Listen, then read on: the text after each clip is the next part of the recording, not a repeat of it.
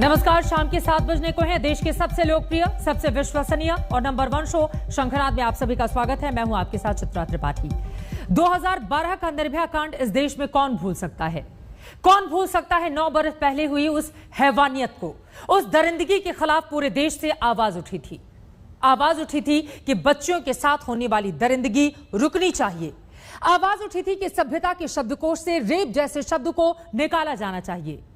आवाज उठी थी कि सड़क पर चलती हुई लड़की के कदम कांपने नहीं चाहिए। लेकिन वो आवाजें क्षितिज में समा चुकी हैं। दिल्ली में फिर से एक 9 साल की मासूम बच्ची के साथ गैंगरेप हुआ। गैंगरेप को छिपाने के लिए बच्ची को मार दिया गया। जब यह गुनाह हो गया तो हमेशा की तरह सियासत शुरू हो गई। पीड़िता के घर पर नेताओं का तांता लग गया। मतलब कुछ बदला नहीं 2012 से लेकर 2021 तक। इसीलिए हम कह रहे हैं कि यह सूरत बदलनी चाहिए।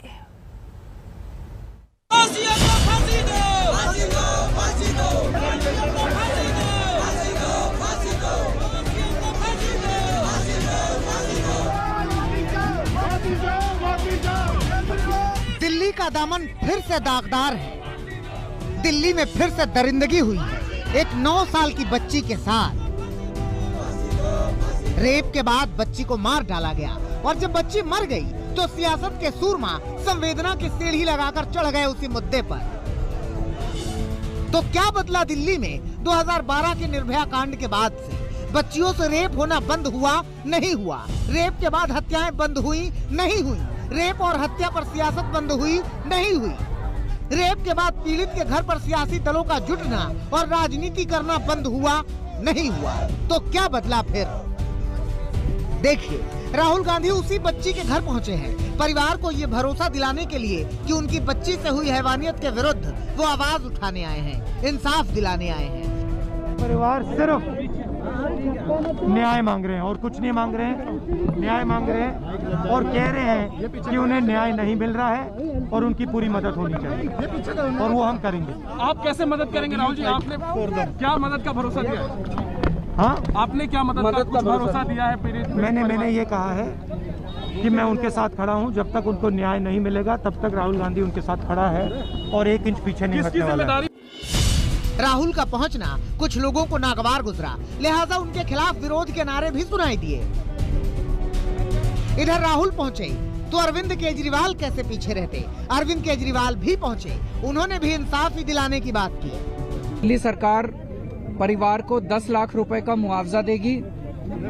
इसमें हम मैजिस्ट्रियल इंक्वायरी ऑर्डर करेंगे और इस केस में दिल्ली सरकार सबसे बड़े से बड़ा वकील कोर्ट में लगाएगी ताकि दोषियों को कड़ी से कड़ी, सख्त से सख्त सजा दिलवाई जा सके।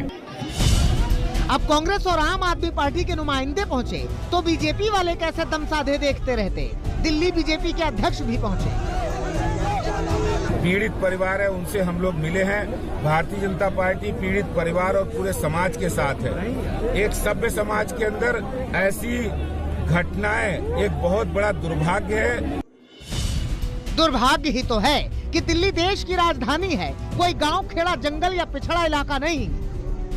मगर यहाँ भी बच्चियों से रेप होता है, उसे मार डाला जाता है और रह जाता है सिर्फ अफसोस। इधर पुलिस कह रही है कि उसने चारों आरोपियों को गिरफ्तार कर लिया है।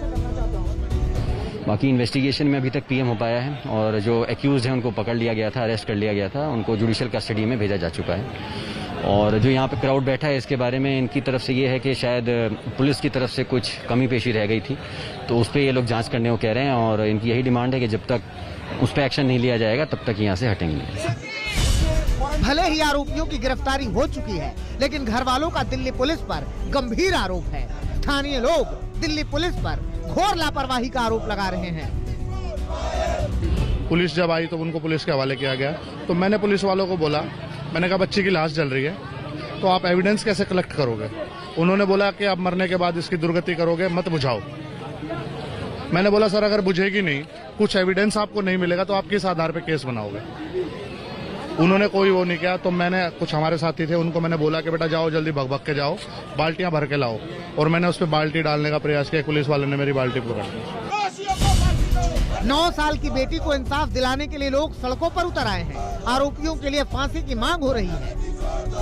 पीछे की तरफ जो है प्रोटेस्ट चल रहा है। जो लोग हैं, लोग काफी ज्यादा आक्रोशित हैं क्योंकि काफी भयानक ये घटना है और आरोप है कि लड़की का रेप करने के बाद उसको जला दिया गया शमशान घाट में। इस मामले में 4 लोगों को गिरफ्तार किया गया है।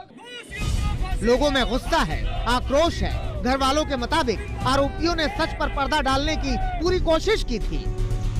इस वक्त हम दिल्ली के नंगल गांव के उसी शमशान घाट पर मौजूद हैं जहां 9 साल की बच्ची को जलाया गया था। ये शमशान घाट का वो हिस्सा है जहां पर बच्ची को जलाया गया था। उसको पूरी तरीके से पुलिस ने घेर दिया है एविडेंस कलेक्ट करने के लिए। इसके अलावा शमशान घाट में जो पुलिस की एक टीम है वो भी यहाँ पर मौजूद है। जो पुजारी है शमशान घाट का, उसने जो लड़की है उसकी मां को बयान दिया था, उसके मुताबिक यहाँ पर एक वाटर कूलर था। उसी वाटर कूलर में जो बच्ची है वो पानी भरने के लिए आई थी और करंट लगने से बच्ची की मौत हो गई, ऐसा पुजारी का बयान था। लेकिन अब परिवार का ये बयान है और परिवार का ये आरोप है कि जो बच्ची है उसके साथ रेप की वारदात को अंजाम दिया गया। उसके बाद जो बच्ची है उसको इसी शमशान घाट में जला दिया गया। तो फिर सवाल ये है कि दिल्ली में कब बेखौफ होकर चल सकेगी लड़कियां, कब दिल्ली की सड़कों पर चलने में उनके कदम नहीं कांपेंगे। अरविंद ओझा, दिल्ली आज तक। इस मुद्दे पर आरोप प्रत्यारोप जारी है। बीजेपी की ओर से कांग्रेस को राजस्थान में रेपकांड याद दिलाया गया है। देखिए।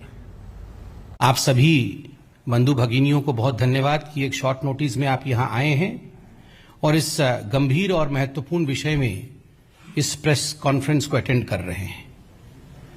बंधुगण, बलात्कार या रेप एक बहुत ही दुखद घटना होती है, बहुत अनफॉर्चुनेट होता है। जितनी भी इसकी निंदा की जाए, जितनी इसकी भर्त्सना की जाए, उतना वो कम है। दिल्ली में नांगल राय में जिस प्रकार से एक नन्ही सी बच्ची के साथ दुष्कर्म हुआ है, हम सब उसकी घोर निंदा करते हैं। हम हिंदुस्तान को भी सरकार और राजनीति के हिसाब से बांट करके दलितों की राजनीति को आगे बढ़ाएंगे, ये बहुत दुखद है। बंधुगण, मैं कुछ आंकड़े आपके सामने रखने वाला हूं, उसके बाद कुछ सवाल राहुल गांधी जी से भी करूंगा। राजस्थान पे आते हैं। कांग्रेस शासित राज्य है राजस्थान। एनसीआरबी के रिकॉर्ड के हिसाब से, जो डाटा एनसीआरबी देती है उसके हिसाब से राजस्थान देश का पहला स्थान है, शीर्ष पर है जहां तक बलात्कार का संबंध है। पिछले 6 महीनों में बलात्कार के आंकड़ों में 30% वृद्धि हुई है राजस्थान में। साल 2020 में 13,750 केस दुष्कर्म अर्थात बलात्कार के राजस्थान में हुए। बहुत सीरियस इशू है। राहुल गांधी जी ने आज ट्वीट किया है और मुझे तकलीफ है, मुझे दुख है। राहुल गांधी जी ने बहुत ही गैर जिम्मेदाराना व्यवहार दिखाया है। अपने ट्वीट में उन्होंने उस दलित बच्ची के माता पिता के फोटो को ट्वीट किया है। यह गैर कानूनी है।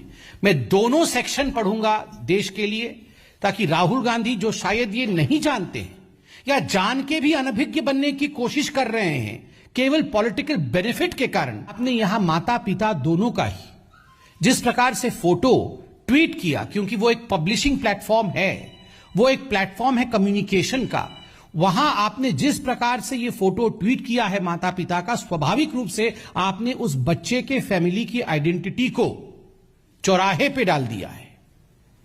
माता पिता दलित हैं।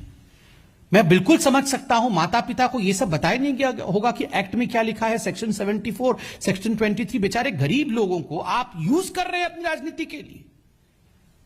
This is using Dalit and the poor for furthering your own political agenda.